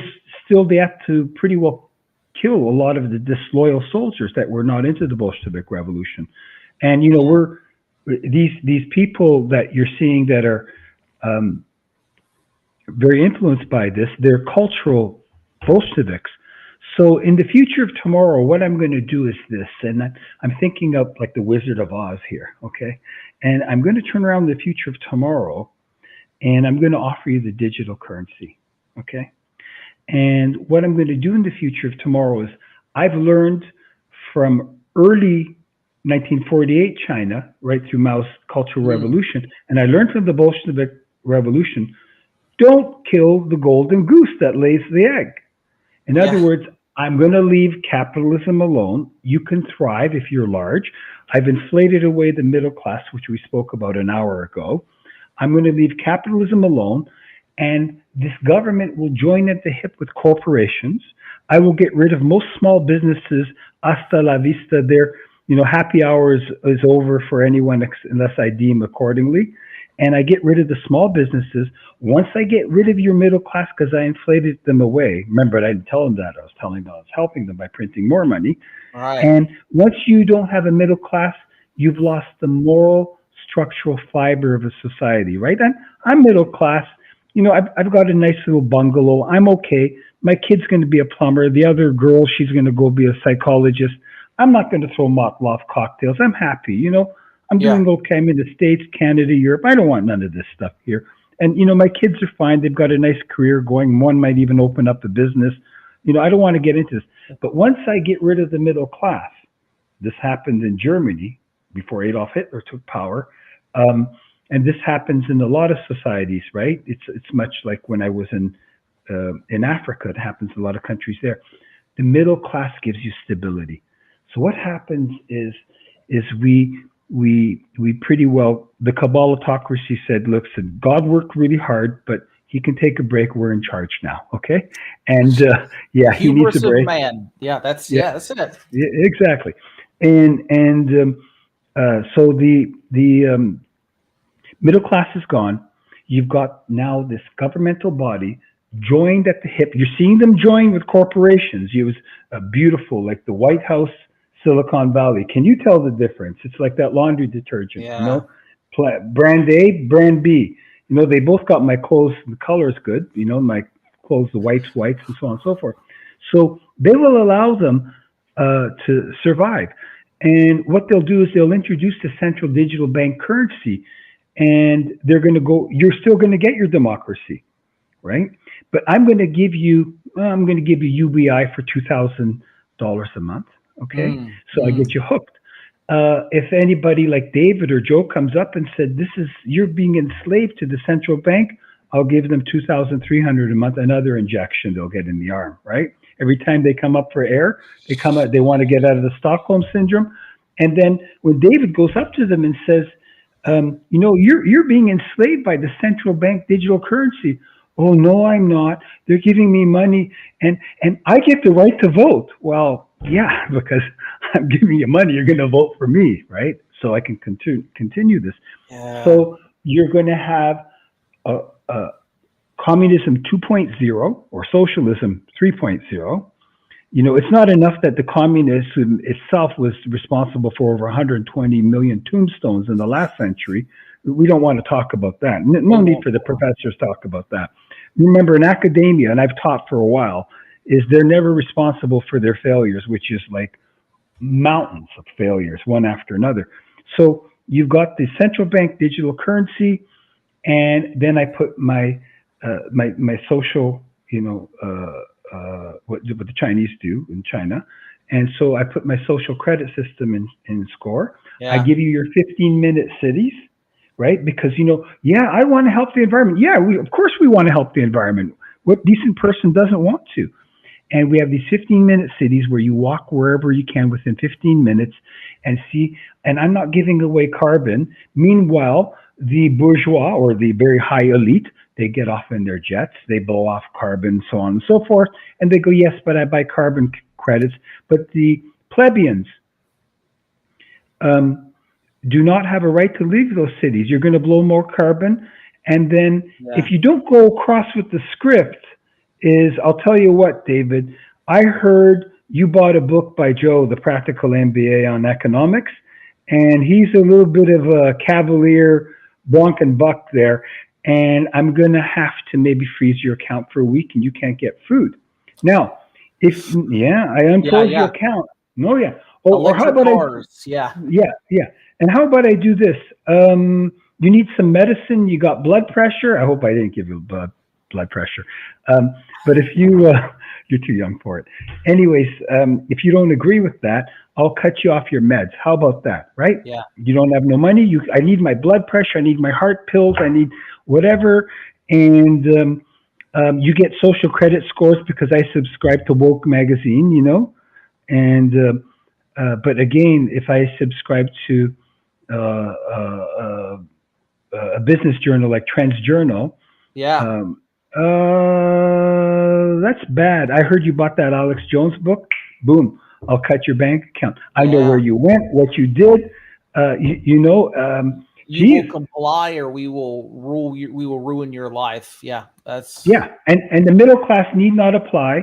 And you know what? Democracy will be like, you're allowed to vote, but I'll give you the right to vote for your next oppressor.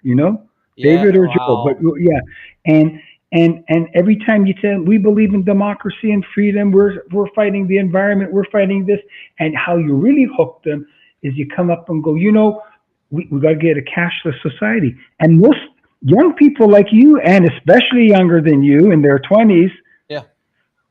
me myself, I maybe spend more, maybe $50 of cash every 2 months. The rest is all debit method. So Yeah. what Yeah. I do, yeah, what I do there is, oh, there goes my earpiece. And anyways, what I do is I turn around and I go, those US $100 bills are being used by gangs. You mean the ones you brought in from Mexico? Yes. And drug dealers, yes. And money launderers like that There's place I that talked about. propaganda you talked about. Yes, Yeah. and the war on money laundering, the war on drugs. Oh, jeez, the war on the drug dealers. The war. People are using cash after they beat their spouse to get out of the country. That's what they're doing, and we're going to put an end to this.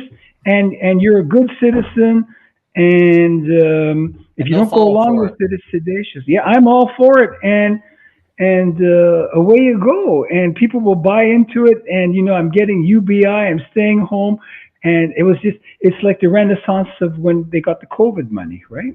Yeah, Mm. they'll fall right for it. And they already felt the threat of those cryptos. I know Europe has a huge bill that you can't have truly anonymous crypto, but I don't want to go deep in that. But yeah, yeah, so spot on. Yeah, that's That's crazy. how I see it, and that's Yeah. how I articulate it in my book. And once you it's Tightler and I have to read you this. It's Tightler because people become apathetic, if that's the right word. I think there's apathy, right?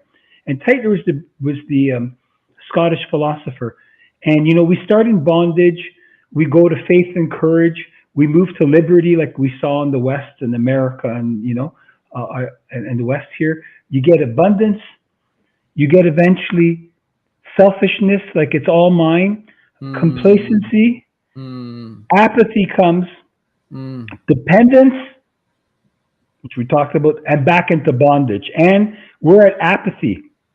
And what people are trying to do is saying, I want to reintroduce freedom. No, I'm too Yeah. apathetic and I'm too dependent. I don't need something like that. I don't need to, I don't care about my freedom. So, yeah, wow. Oops, give me a second there. I'm still there.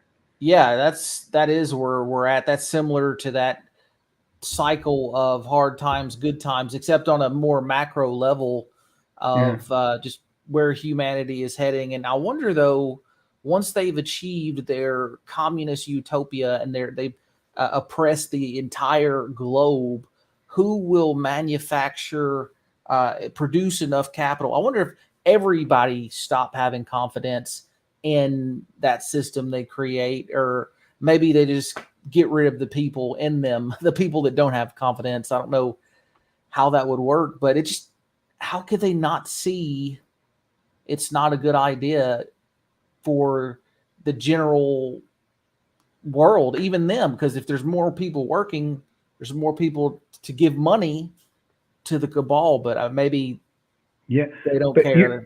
people like you are operating at a higher level of consciousness. You're operating at a very higher level. But I'm more interested to ensure if the Green Bay Packers are going to win next winter, right? I'm more interested in the hockey score tonight. I'm more interested if I can get a discount on my case of beer and so on and so forth, right? And I've got Yeah. my freedom. I can in Canada, I can get cannabis and smoke it. See, I can do that if I wish to. I mean, I've got my freedom. So your version of freedom? I understand, and you know, uh, democracy will be used as just a little tool to bring people to go along with the scheme. I believe if you've studied the Cultural Revolution in Chairman Mao, and I also, this is why people need to be careful. Even the Bolsheviks themselves in the Soviet um, time when the Tsar was overthrown. During that time, even them, David, they didn't have more than 25-30% of popular vote. But there's a lot of noise made, and the analogy I'm making, and I won't make it political, it's you're saying when's the revolution beginning? We are in a very silent revolution right now. A lot of people haven't realized it yet. Yeah, I call it fifth generational warfare, where it's pure information and psychological warfare. And you mentioned the last couple years. I think in 20 or 30 years, the honest social scientists will say this will have been the worst warfare against the mind, or the biggest in human history. Yeah, yeah, we are there. I Politics can be so sad these days. I have faith in God, and that's the only thing that like gets me away from it a little bit. But it's human nature. That's there's we've always, since we've been created, found a way to get more power. We're Yeah, that. yeah, and a lot of people in power now have power without accomplishment, and that's what our political class is doing, right? And it's power without Yeah, accomplishment. Not all of them. Look, I mean, there's some really decent folks who mean well, right? yeah, But not all of them. But I didn't fathom a world like this. I read 1984. By the way, I read 1984 for the second time before I wrote nice. my book because I had to refresh some of this stuff. I need The to one I, reread it. yeah, I'm going to read Aldous Huxley, the British guy who wrote Brave New World, right? So these guys were like very prophetic. But yeah, and that whole thing about the future of tomorrow and the integration of the cabalotocracy and the future of tomorrow and digital currency and a modern 2.0 communism living off the avails and the fruitions. They'll join at corporations. Once corporations join with government, that's the quintessential definition of either tyranny or fascism in the practical way. I mean, you can call Absolutely. fascism or by different ways, and so yeah, that's what happened, and yeah, and wow, Yeah, so that's the prognosis. Is there a prescription for this, or is the humanity cyclical beyond control? Is this everything under the sun is happened, and it's happening again? well, the civilized way is people have to speak up to this, but I'm too busy walking across the street with my phone, right? Like everybody is walking, Yeah, and they're not getting a special text from Elon Musk because he needs the calculations on how to set the geometrical functions and how to get to Mars, right? And they're on their phones. so it's Um, the ignorance. The ignorance is going to kill us it's as worse. society. Yeah. Okay, Look, I okay, love the technology. Don't kid yourself. I love it, right? yeah, I mean, it's even worse than when I was growing up. It was bad enough, right? But uh, people are used to it. And yeah, so you put a central digital bank currency. Yeah, there's no problem. I pay with my debit card anyways. What's the problem? And but the dad tells the kid, you're going to get juiced, man. You're so old fashioned, pops, and my mom's so old fashioned, and my uncle's so old fashioned, and they're just putting in the Stockholm syndrome, man. So okay, that's one okay. way. Mr. Macron in France, Mm. where the media won't report it, but they're having substantial civil unrest there in It's France. been a while too. Yeah, Yeah, but the French have a history, as King Louis the 16th found out when he ended up at the guillotine, and Robespierre yeah, took over, and that led to Napoleon. The song of the last emperor is worse than the new emperor is worse than the last emperor. Um, in the case of dictators, like I think King Charles II, if I'm correct, many hundred years, he got beheaded, right? So, in a sense, this is going to be a nice, quiet revolution. Anybody comes up for air, I'll inject them, and mm. anybody who speaks truth or has intellectual or reasonable or moral balance, and you're radical, so on and so forth. The U.S. elections, and I'm just going to leave it at this. It's going to be interesting, and this is just my take. I'm not going to make any comment.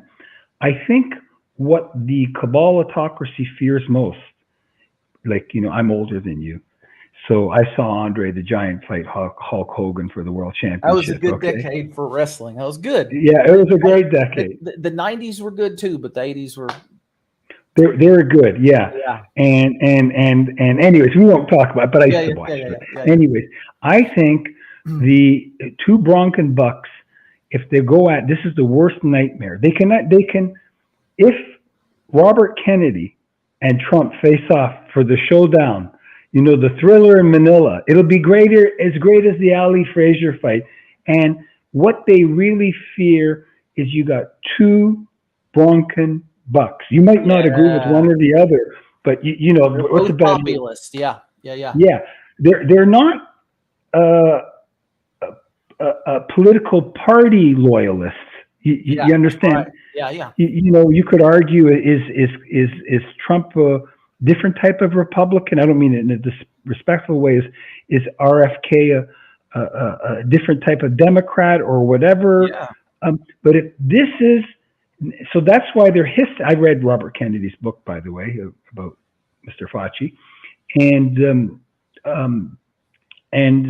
so if these two get in the ring, this is going to be better than Hulk Hogan versus Andre the Giant.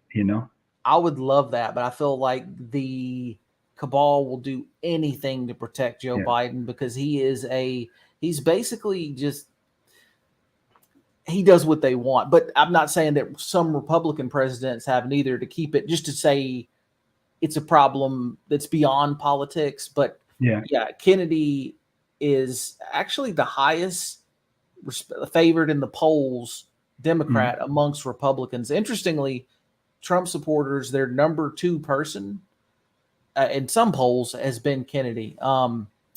So you're right. They would be terrified. He's a likable guy, right? So I guess. So, but I don't want to go down there. But this is the one that they fear. These guys, people like this could probably, in one way, shape, or another, they're not playing the tune. They're not playing the prescribed musical sheets, and whoever it might be. But if it's not these two individuals, if you get some true Bronco buckos, the problem with that is they don't have the contacts in Washington or London. Or, I'm getting at. It takes me a while. And if I did, I'd be part of them too, right? Yeah, if you're an outsider, great. You've got your own ideas, but you don't have the resources to execute, the human resources to execute. And you don't know who is betraying you necessarily, who is sitting on your agenda and pretending they're doing it. That's why I'm such a big proponent of reforming the whole federal bureaucracy and just having more accountability in it. It takes, I know someone who worked in the Department of Labor under Bush. You could get in a fist fight with your coworker and there'd be like a 3-year review process and you still probably wouldn't get fired. It is insane, the level of incompetence that is just a norm, a status quo. But that they're going to do something. All these to a populist on either side, they've got scheme after scheme to stop them. Yeah, man. Welcome to the world we're in, right? Yeah, but I like your optimism. Maybe they will pull it out, because in 2016, they failed. Yeah, there's a lot of time, right? We'll see what happens. We'll see. That's the world we're in. Yeah, and that's cool. But I'm glad we finally got our microphones going. At least I did in my case there, and that's great discussion. Yeah, there's so much from this. And we'll use some clips too, and just I'll send you the whole link. We're still live, obviously, but everybody go check out this book. I'm going to put it back up. It's in the chat. This is the really important things that we need to know about how our society functions, because not being aware of these things is how we are being manipulated by politicians and how we are slowly giving away our freedoms. Sometimes not so slowly. But do you want to? I'm not sure if you can type in chat from your side, but if you want, I'll type your website into chat, or you can. Let's see. What's your website? It's Practical MBA. Oh yeah, .ca. it's a nice URL. Yeah, and you can get in touch with me that way. You know, I'm usually available, and I have some social media platforms. You know, I haven't been kicked off any yet. You know, I guess. Where can people find you? On Facebook, on YouTube, Yeah, Twitter? you can. Yeah, I can send you. I think if you look at the bottom of the signature when we emailed each other, I have my LinkedIn, I have my Instagram, I have my Facebook. Okay, well, if you want to shout them out, you can. If you know your exact Yeah. URL, some of them are tricky. Yeah, I don't know my Facebook ones, but maybe you could post it or whatever best works for you. You know, if you like to. It's on the bottom of my signature. I've kind of copied and pasted. I mean, I got Facebook, Instagram. I've got a YouTube channel. I don't do stuff. I just post stuff up there. You know, and once in a while, if I get in the mood for a rant. But no, I really enjoyed being on your show. I really thank you for. Yeah, we got to some great topics. I'm going to put your what do you use the most? I'll drop that for everybody to go follow you. LinkedIn, but LinkedIn, not everybody will follow me there.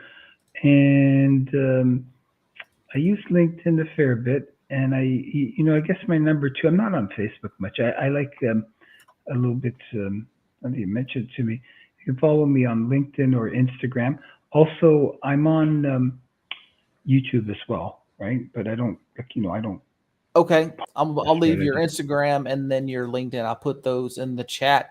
Well, good stuff. Well, hey, I really appreciate you, Joe, coming on. You know so much depth in this stuff and breadth, and it could just be a 24-hour conversation. There's so much good to get into, but your main points were really great, and I think the audience knows more than they did before.